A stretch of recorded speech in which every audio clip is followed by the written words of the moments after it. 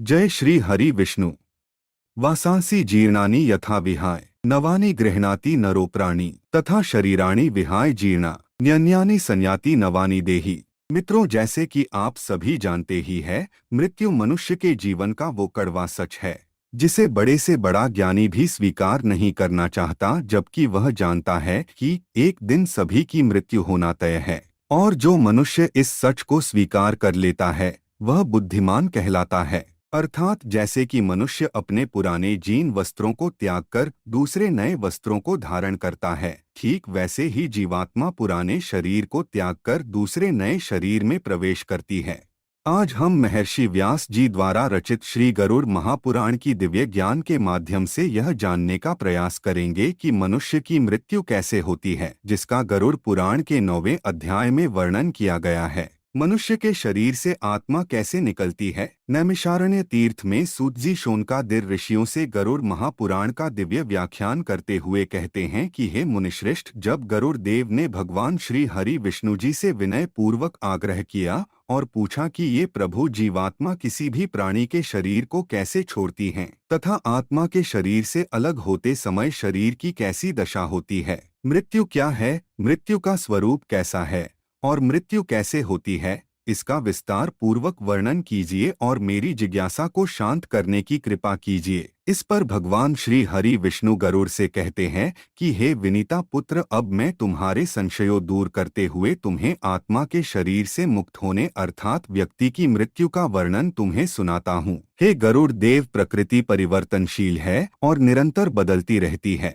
पतझड़ में पेड़ के हरे पत्ते सूखकर और पीले होकर नीचे गिर जाते हैं और बसंत में पुनः से हरे पत्ते जाते हैं। शीत ऋतु के बाद वसंत ऋतु, ग्रीष्म ऋतु के बाद वर्षा ऋतु, वर्षा ऋतु के बाद शरद ऋतु और फिर शरद ऋतु के बाद शीत ऋतु दोबारा से आती है। यह सब निरंतर चलता रहता है। इसी प्रकार मनुष्य भी पहले शिशु, फिर बालक और फिर युवा और अंत में वृद्ध हो जाता है। जो प्राणी इस संसार में उत्पन्न होगा उसका इस संसार को छोड़कर जाना भी निश्चित है। समयानुसार यह क्रम चलता रहता है। इसी क्रम में जब व्यक्ति अपनी औसत आयु को पूर्ण कर लेता है और स्वाभाविक मृत्यु के द्वारा उसका इस संसार को छोड़ने का समय निकट आता है, तो आत्मा के शरीर से मुक्त होने से पहले उस व्यक्ति के शरीर में कई प्रकार की व्याधियां अर्थात रोग उत्पन्न हो जाते हैं, जैसे कि मस्तिष्क का रोग, आँखों का रोग, कानों का रोग, नाक का रोग, मुंह का रोग, गले का रोग, हृदय का रोग, उदर रोग, पैरों का रोग इत्यादि कई प्रकार के रोग हो जाते हैं।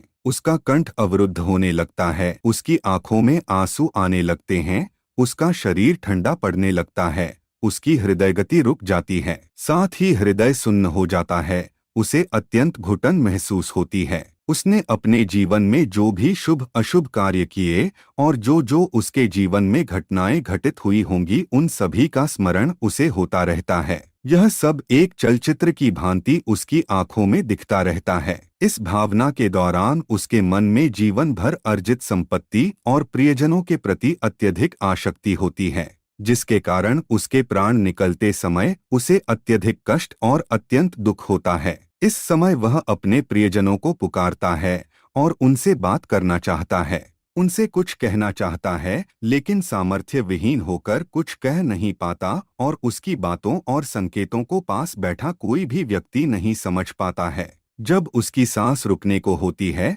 तब वह सांसों को वापस लाने के लिए संघर्ष करता है। उसे बहुत बेचैनी, पीड़ा और छटपटाहट होती है, क्योंकि नाड़ियों से प्राण खींचकर एक जगह एकत्रित होने लगते हैं। उसकी पांचों इंद्रियां अर्थात स्पर्श, स्वाद, गंध, दृष्टि और श्रवण की इंद्रियां एक एक कर शिथिल होकर लुप्त होती जाती है। श्रवण शक्ति सबसे अंत में लुप्त होती है। जब प्राण निकलने का समय बिल्कुल पास आ जाता है तो एक प्रकार की मूर्छा आ जाती है।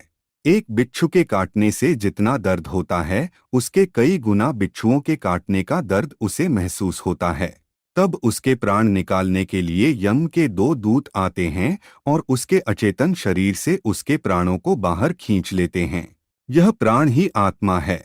व्यक्ति के शरीर में 9 द्वार अर्थात 2 आँखें, 2 कान, 2 नथुने, 1 मुंह और 2 मल मूत्र त्यागने के द्वार होते हैं, जबकि एक ब्रह्मरंध्र होता है जो सिर के मध्य भाग में होता है। यह 10वें द्वार के रूप में जाना जाता है। जब व्यक्ति की मृत्यु होती है तो यम के दूत आत्मा को इन्हीं द्वारों से शरीर से बाहर खींचते हैं। यह सब मनुष्य के कर्मों पर निर्भर करता है कि उसकी आत्मा किस द्वार से शरीर छोड़कर बाहर निकले।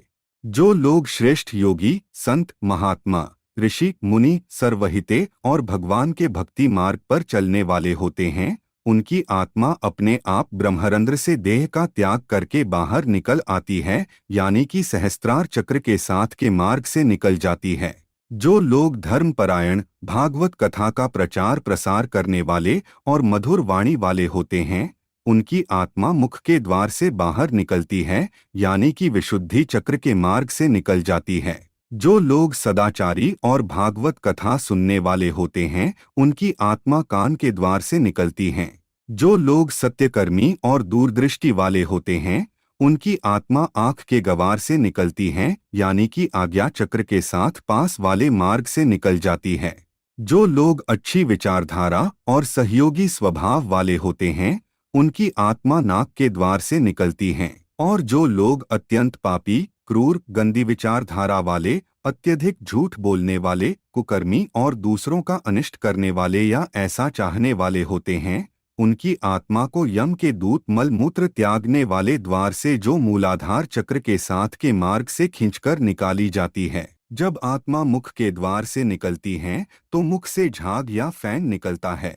जब आत्मा आँख के द्वार से निकलती है तो आँखें उभर कर बाहर निकल आती है। जब आत्मा कान के द्वार से निकलती है तो कान से मवाद या मैल निकलता है। जब आत्मा नाक के द्वार से निकलती है तो नाक से गंदा पानी निकलता है। और जब आत्मा मलमूत्र त्यागने वाले द्वार से निकलती है तो इन द्वारों से मल व मूत्र बाहर निकल आता है। इस प्रकार यम के दूत द्वारा आत्मा को शरीर से बाहर निकालकर अलग किया जाता है। तो यह थी गरुड़ पुराण में वर्णित आत्मा के शरीर से मुक्त होने के बारे में एक छोटी सी जानकारी। इसी के साथ प्राण निकलने के संदर्भ में और भी बहुत सी बातों का वर्णन गरुड़ पुराण में मिलता है, जिसके अनुसार प्राण त्यागने के समय मनुष्य को असंतन त्याग अर्थात अन्न और जल का त्याग करना चाहिए, और यदि वह अवरक्त आसक्ति में जन्मा हो तो उसे आतुर संन्यास लेना चाहिए। आतुर संन्यास से अभिप्राय है एक ऐसा संन्यास जो सांसारिक जीवन से दुखी होने पर जल्दी से ग्रहण किया जाता है। प्राण की गले तक आने पर जो मनुष्य मैंने संन्यास ले लिया है ऐसा बोलता है, वह मृत्यु के बाद विष्णु लोक को प्राप्त होता है, और ऐसे मनुष्य का जन्म अब दोबारा इस धरती पर नहीं होता। जो व्यक्ति मृत्यु से पूर्व कथित सभी कार्य कर लेता है, मृत्यु के समय ऐसी व्यक्ति के प्राण ऊपर के क्षेत्रों से सुखपूर्वक निकलते हैं। साथ ही योगियों के संदर्भ में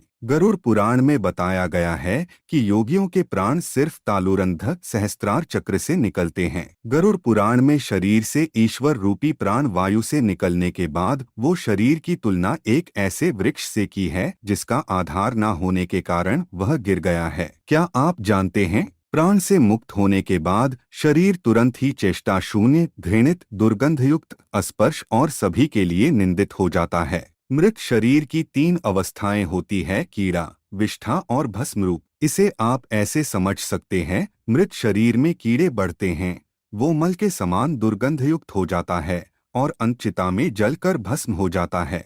इसलिए क्षण भर में नष्ट होने वाले शरीर पर गर्व करना अनुचित है। मृत्यु के पश्चात पंचभूतों से निर्मित इस शरीर का पृथ्वी तत्व पृथ्वी, जल तत्व जल, तेजस तत्व तेज और वायु तत्व वायु में लीन हो जाता है। परंतु सभी प्राणियों के शरीर में स्थित सर्वव्यापी शिव स्वरूप और जगत साक्षी आत्मा ही एकमात्र ऐसी चीज है जो कि अजर अमर है, जिसका कोई अंत नहीं है, जो एक शरीर को त्याग कर दूसरी शरीर में प्रवेश कर लेती है। उम्मीद है आपको यह जानकारी अच्छी लगी। वीडियो को लाइक जरूर करें और कमेंट में जय श्री कृष्ण जरूर लिखें। साथ ही चैनल को सब्सक्राइब करें। आप सभी का धन्यवाद।